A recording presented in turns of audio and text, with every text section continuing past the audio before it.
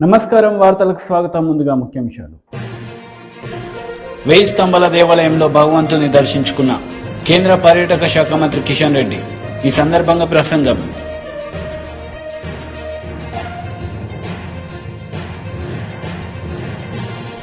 మహాశివరాత్రి సందర్భంగా కోటప్పకొండ శ్రీ త్రికోటేశ్వర స్వామిని దర్శించుకున్న మంత్రి అనిల్ కుమార్ యాదవ్.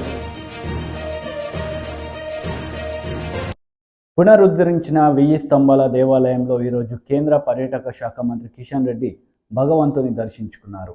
ఈ సందర్భంగా ఆయన ప్రసంగించారు.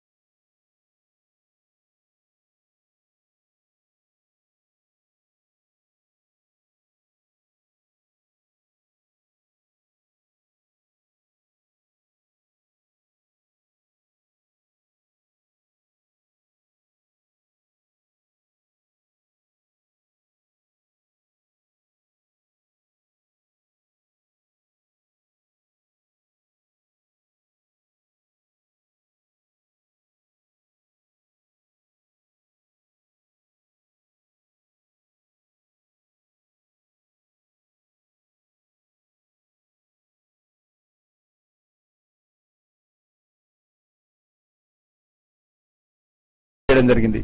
అందులో భాగంగానే మన 1000 స్తంభాల గుడి గాని, మన రామప్ప దేవాలయం గాని ధ్వంసం చేసినటువంటి విషయాన్ని ఈ సందర్భంగా మనిస్తుంది.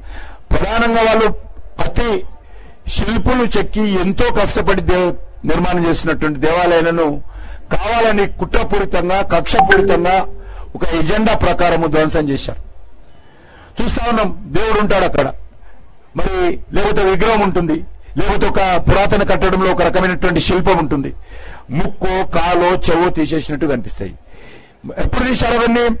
ముస్లిం రాజులు ఈ దేశం లేదా ఆక్రమణదారులు ఎవరైతే మన దేశం మీద వచ్చారో వాళ్ళు డిస్ట్రాయ్ చేయడం జరిగింది. ముఖ్యంగా మధ్య యుగం కాలం నాటి ఈ దేవాలయం సామాజిక, ఆర్థిక, సాంస్కృతిక కేంద్రంగా ప్రత్యేకత చాటుకుంది. ఇక్కడ ఉన్నటువంటి మంటపంలో దేవుడికి సంబంధించి అనేక రకాల పూజా పురస్కారాలు, కళ్యాణాలు, భజనలు జరిగేవి. అదే మంటపంలో భక్తిపూర్వకమైనటువంటి నాట్య ప్రదర్శనలు కూడా ఈ మంటపంలోనే జరిగేవి. 132 స్తంభాలు ఉన్నటువంటి కళ్యాణం మనం కట్టినటువంటి, అంటే పునర్నిర్మాణం చేసినటువంటి కళ్యాణ మంటపానికి 132 పిల్లర్స్ ఉన్నాయి. 132 కలిపితేనే 1000 స్తంభాలు అవుతుంది. అది 132 కలపకపోతే 1000 స్తంభాలు కాదు. కాబట్టి ఇన్ని రోజులు 1000 స్తంభాలు కాదు, ఇప్పుడు ఈ రోజుతో మరొకసారి పరిపూర్ణంగా 1000 స్తంభాలుగా ఈరోజు మనం పిలుచుకోవచ్చు. ఈరోజు అనేక కారణాలతో పిల్లలు ఊగిసలాడుతూ ఈ 1000 స్తంభాల గుడి మరి ఏ రకంగా జరిగిందో మనం వీడియోలో చూశాం. నేను 2.5 సంవత్సరాల క్రితము ఈ సాంస్కృతిక శాఖ, నేను 2019లో గెలిచినప్పటికీ ఒక 2.5 సంవత్సరాలు హోమ్ మినిస్టర్ లో MOS గా ఉంటి. తర్వాత గౌరవ ప్రధానమంత్రి గారు నన్ను క్యాబినెట్ గా ప్రమోట్ చేసి 3 శాఖలు ఇవ్వడం జరిగింది. అందులో ప్రధానమైనటువంటి శాఖ ఈ యొక్క సాంస్కృతిక శాఖ, కల్చర్ మినిస్ట్రీ. దానికి సంబంధించి నేను రివ్యూ చేశాను. మనము వేయి స్తంభాలు కూడా ఏ రకంగా డెవలప్మెంట్ చేయాలా నాకు కూడా తెలియదు. అప్పటికీ ఈ మంటపము ఈ రకంగా ఉండదనే విషయం తెలియదు. నేను ఢిల్లీలో రివ్యూ చేసినప్పుడు మరి దీనికి సంబంధించిన విషయం చెప్పడం జరిగింది. వెంటనే నేను ఇక్కడ ఉన్నటువంటి స్థానిక పెద్దలకు చెప్పి నేను వచ్చి అది చూసిన తర్వాత ఒక ఎజెండా ఫిక్స్ చేసి ఎవ్రీ వీక్ దీని మీద రివ్యూ చేస్తూ ఎవ్రీ వీక్ ఇక్కడ మా ఆర్కియాలజీ వాళ్ళు మాకు రిపోర్ట్ పంపాలి, మా హెడ్ ఆఫీస్ పంపేవాళ్ళు, నాకు కూడా పంపారు, హెడ్ ఆఫీస్ పంపేవాళ్ళు ఎవ్రీ వీక్. అదేవిధంగా ఆ రకంగా మానిటరింగ్ చేశాం కాబట్టి మరి ఈరోజు మరి మహాశివుడి యొక్క ఆశీస్సులతో ఈరోజు ఆ కార్యక్రమం మరి మొత్తం పూర్తయిందేనను మరి కొంత మేరకు పూర్తయిందని చెప్పి ఈ సందర్భంగా మనం చేస్తా ఉన్నాను. ముఖ్యంగా ఇది ఒక ఛాలెంజింగ్ టాస్క్. దీన్ని నిర్మాణం చేయడం అనేటువంటిది అంత ఈజీ కాదు. ఇది మొత్తము తీసి మళ్ళీ భూమిలో నుంచి బునియాద్ తోటి బాక్స్ శాండ్ బ్యాగ్స్ టెక్నాలజీ అంటారు దీన్ని. ఇది ఒరిజినల్ గా 1000 స్తంభాలు ఉంటుంది, 1000 సంవత్సరాలు ఉండేటువంటి కట్టడం ఇది. ఇప్పుడు మనం నిర్మాణం చేసింది ఖచ్చితంగా పాండాంగారావు గారు ఎన్ని సంవత్సరాలు, 1000 సంవత్సరాల వరకు నిలవగలేటువంటి విధంగా ఈరోజు మళ్ళీ పాండాంగారావు గారు మా ఆర్కియాలజీ సర్వేకి సంబంధించినటువంటి ఆఫీసర్స్ నేతృత్వంలో దీన్ని నిర్మాణం చేయడం జరిగింది. అంతేకాదు ఈరోజు హై స్కిల్ వర్కర్స్ దొరకరు. ఎక్కడ నామ్స్ ఉంటాయి, గవర్నమెంట్ కి నామ్స్ ఉంటాయి. ఒక టెండర్ వేయాలంటే మరి ఈ యొక్క స్కిల్ వర్కర్స్ ఉన్నారు, చాలా ఇబ్బంది ఉంది. శివకుమార్ ఉన్నాడు, చాలా ఇబ్బంది. ఆయనకు చిన్న అమౌంటే టెండర్ వేసుకోవచ్చు. ఆ రకంగా ఎన్నిసార్లు టెండర్ వేసినామో మాకు తెలుసు. ఎందుకంటే ఎక్కువ అమౌంట్ వేస్తే ఆయన రాడు, కొత్తోడు ఎవడో వేరేవాడు వస్తే వాడు ఎట్ట కడతాడో భయము. కాబట్టి ఉన్నటువంటి వాళ్ళతోటే నడిపించాలి ఈ యొక్క శిల్పులతోటి. వీళ్ళు పాపం తమిళనాడు నుంచి వస్తారు, ఒకసారి అనారోగ్యానికి కావడం. మన శివకుమారు మరి ఒక పట్టుదలగా నా మాట మీద, మా అధికారుల మాట మీద విశ్వాసం ఉంచి ఆయన అనారోగ్యం గురైన, ఇబ్బందులకు గురైన. మహాశివరాత్రి సందర్భంగా కోటప్పకొండ శ్రీ త్రికోటేశ్వర స్వామి వారిని దర్శించుకున్న నరసరావుపేట పార్లమెంట్ అభ్యర్థి డాక్టర్ అనిల్ కుమార్ యాదవ్ ఈ సందర్భంగా మీడియాతో ఆయన మాట్లాడారు.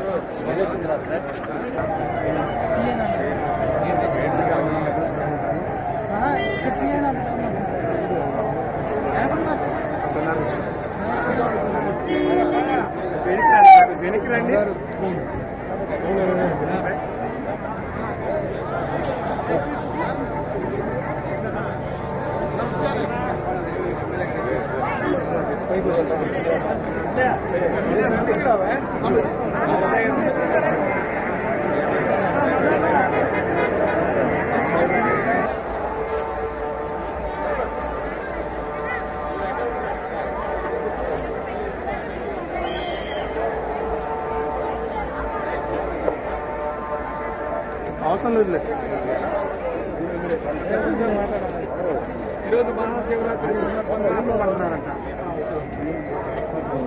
మహాశివుని దర్శనం చేసుకుని రానున్న ఎన్నికల్లో జగన్మోహన్ రెడ్డి గారిని మళ్ళీ ముఖ్యమంత్రి చేసుకోవాలి. జగన్మోహన్ రెడ్డి గారు ఈ రాష్ట్రానికి అవసరం, ఎంతైనా అవసరం.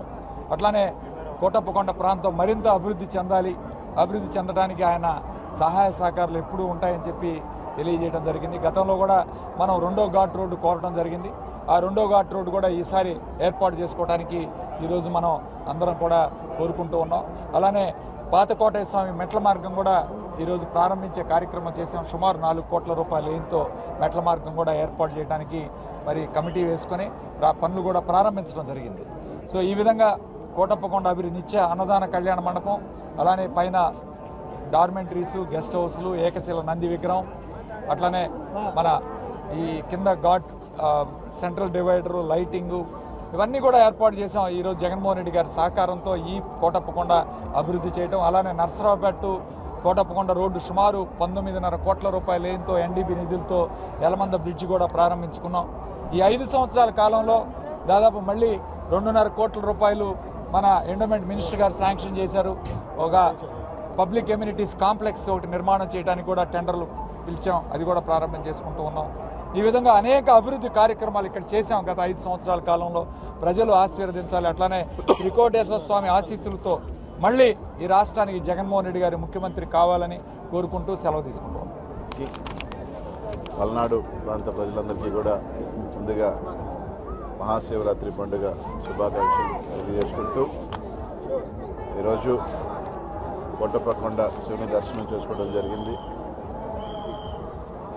ముందుగా ఈ రాష్ట్ర ముఖ్యమంత్రి జగన్మోహన్ రెడ్డి గారికి ఆ శివుని ఆశీస్సులు ఉండాలా.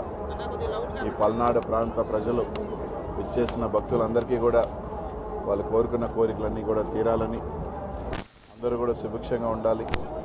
రైతాంగం నుంచి ప్రతి ఒక్కరూ కూడా అందరికీ మంచి జరగాలని, అందరి కుటుంబాల్లో కూడా ఐశ్వర్యాలతో, ఆరోగ్యాలతో, సుఖ సంతోషాలతో ఉండాలని చెప్పి మనస్ఫూర్తిగా శివుని కోరుకుంటూ, అందరికీ మంచి జరగాలని మనస్ఫూర్తిగా కోరుకుంటూ మరోసారి 2024 జరగబోయే ఎన్నికల్లో ఆ శివుని ఆశీస్సులతో జగన్మోహన్ రెడ్డి గారు మళ్ళీ ఒకసారి ముఖ్యమంత్రి అవుతారని, తప్పకుండా ఈ రాష్ట్ర ప్రజల ఆశీస్సులు ఆయనకు ఉండాలని, ఆ శివుని ఆశీస్సులు ఉండాలని మనస్ఫూర్తిగా కోరుకుంటూ పల్నాడు ప్రాంత ప్రజలందరికీ కూడా మహాశివరాత్రి పండుగ శుభాకాంక్షలు. మహాశివరాత్రి పండుగకు సంబంధించి ఇది ఫస్ట్ టైం ముందు వచ్చి దర్శనం చేసుకున్నాను. మొదటిసారి ఓటు వేయబోతున్న పత్తికొండ యువతతో నారా భువనేశ్వరి ముఖాముఖి కార్యక్రమం నిర్వహించారు. ఈ సందర్భంగా ఆమె మాట్లాడారు.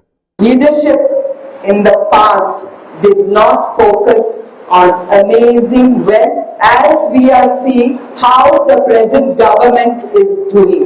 They are not doing anything for you all except amazing your wealth, your parents' wealth. Just keep remembering, keep it in your mind before you vote. Historically, leadership was more democratic.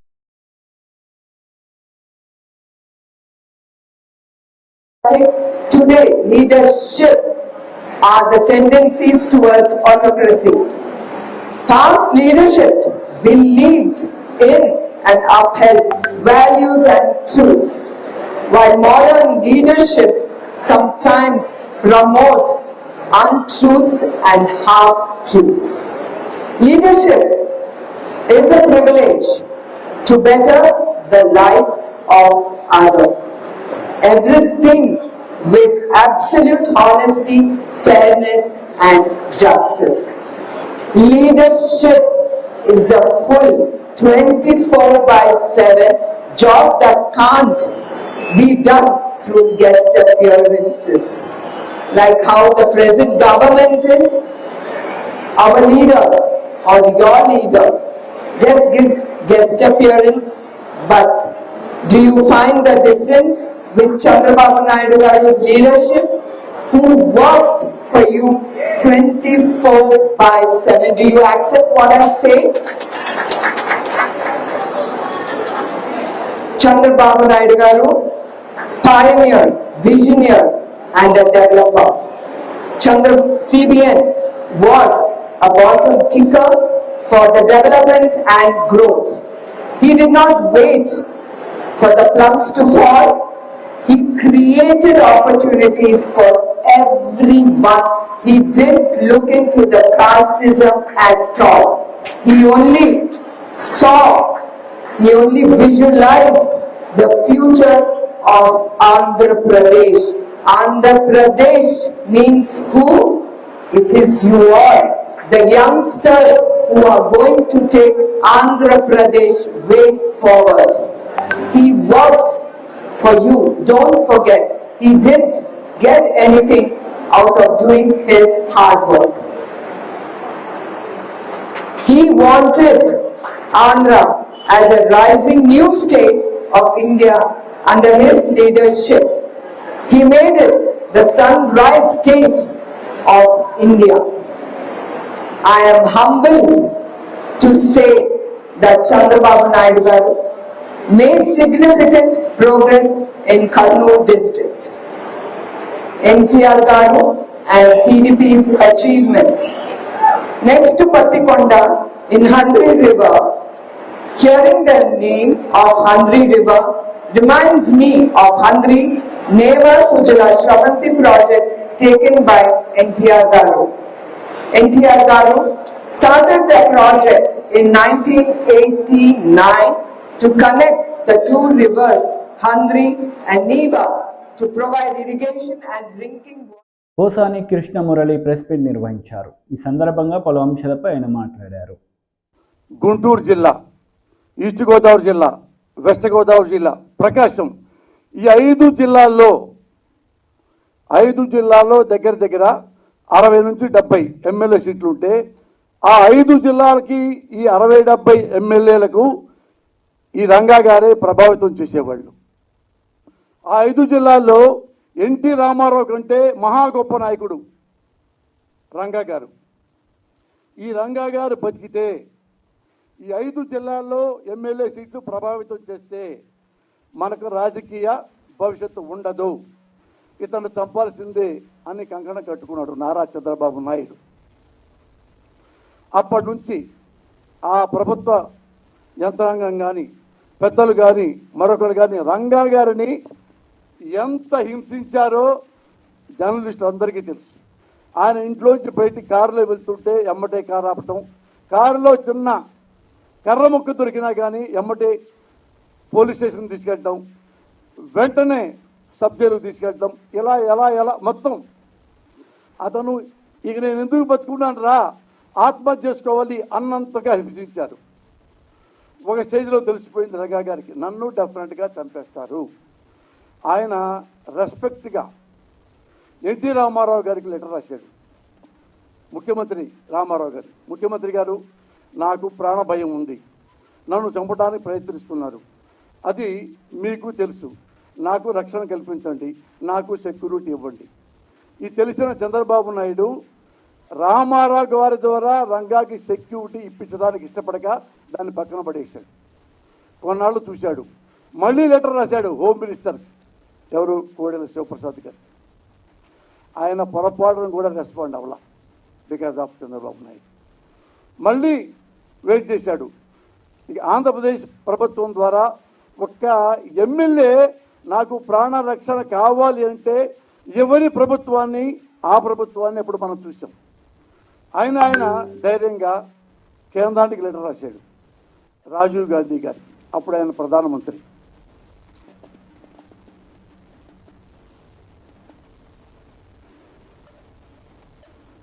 ఆయన ప్రధాని రాజీవ్ గాంధీ గారు పాప gentleman వెంటనే స్పందించాడు.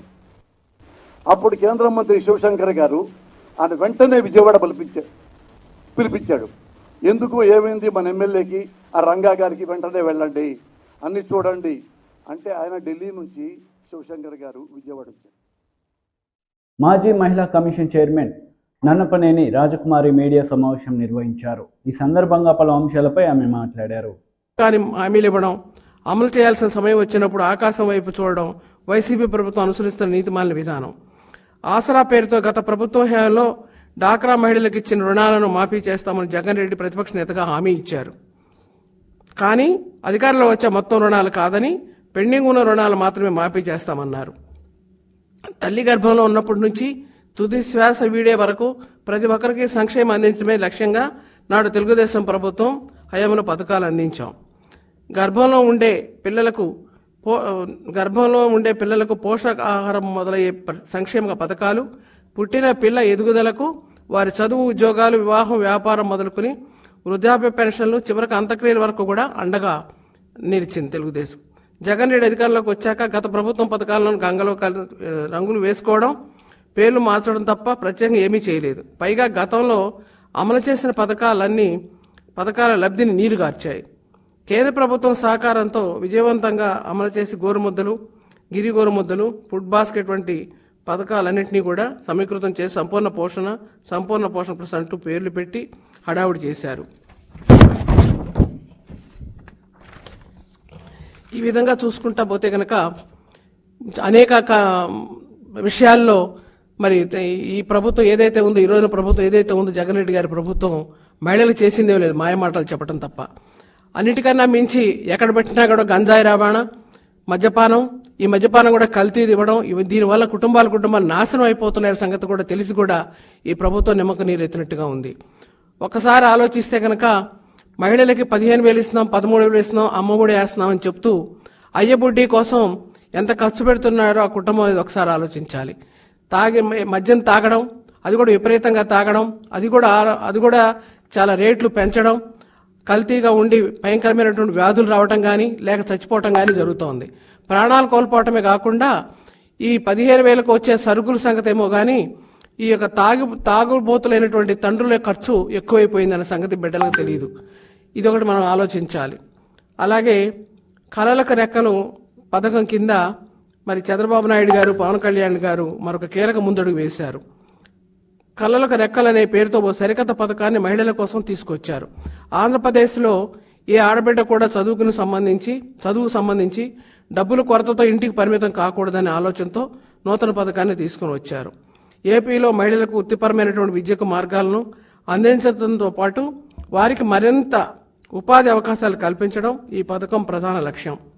Intermediate విజయవంతంగా పూర్తి చేసిన మహిళలకు ఈ పథకం కింద దరఖాస్తు చేసుకునేందుకు అర్హులు. రాష్ట్రంలోని ఏ ఆడబిడ్డ కూడా ఆర్థిక పరిస్థితుల కారణంగా తమ కళలతో రాజీ పడకుండా వారి లక్ష్యాలను చేరుకునే దిశగా ఈ పథకం అడుగులు వేస్తుంది. ఈ పథకం కింద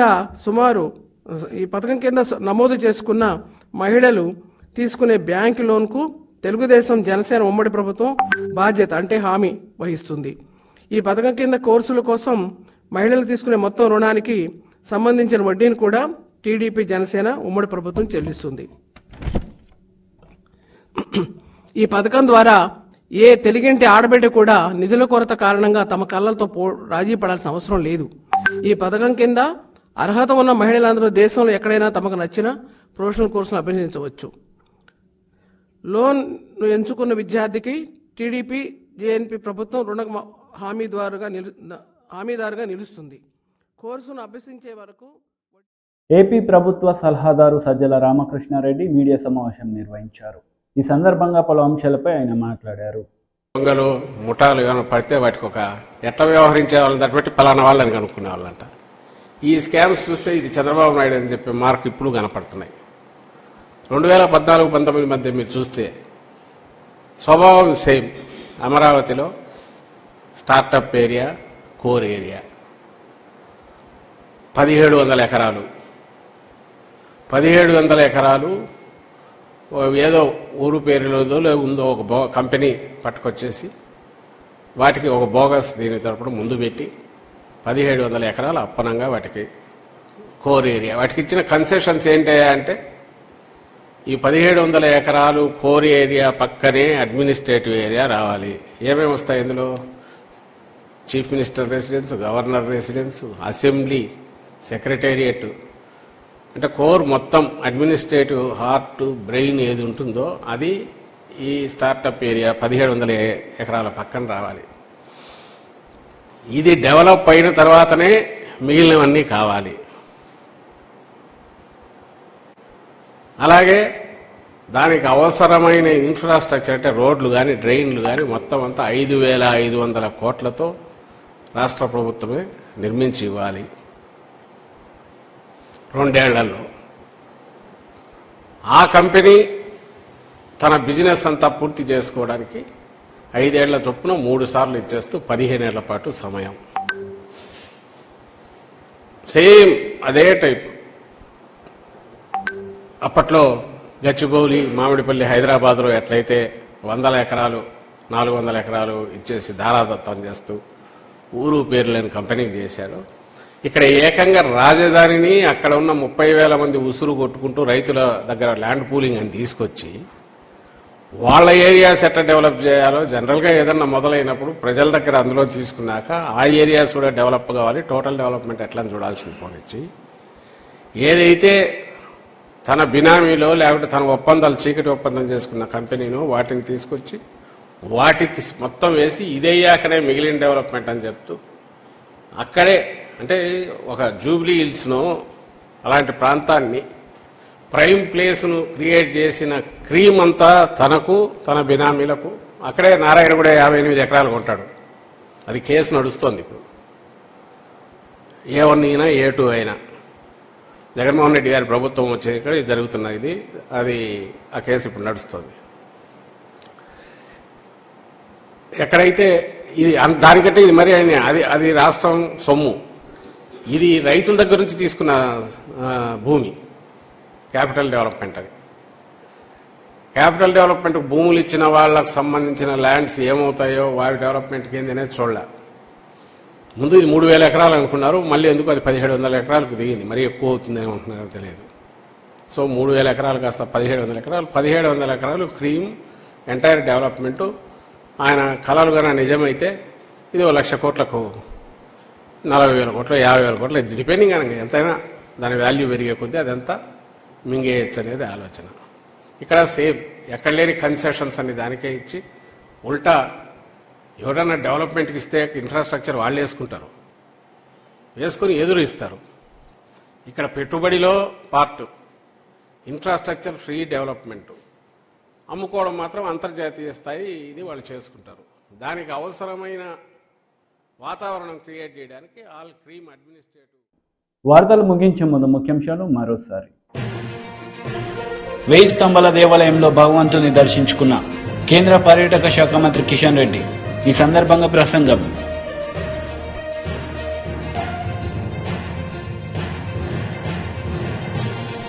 మహాశివరాత్రి సందర్భంగా కోటప్పకొండ శ్రీ త్రికోటేశ్వర స్వామిని దర్శించుకున్న మంత్రి అనిల్ కుమార్ యాదవ్.